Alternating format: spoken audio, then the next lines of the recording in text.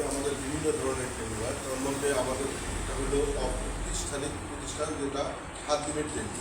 এই সব বিষয়ে আমরা গ্রামে গঞ্জে আপনাদের স্থানে যে বিস্কুট প্রদান করি। তাছাড়া এর পরেও আমাদের 3 মাস 6 মাস ট্রেনিং আছে, সেটা হলো আবাসিক। এটা আমাদের ট্রেনিং সেন্টারে হয় বা আবাসিক। যাই হোক, এই সব ট্রেনিং নিয়ে তারা বাস্তবে মানে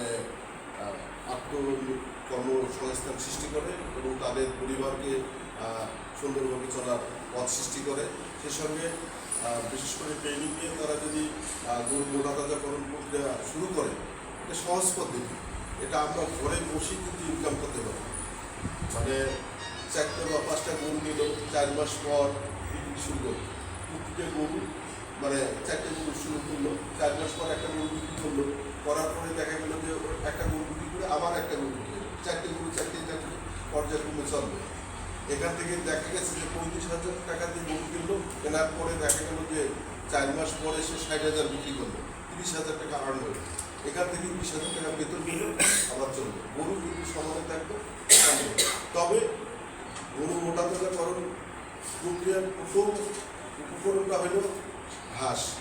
80% ঘাসের উপর নির্ভরশীল হতে হবে।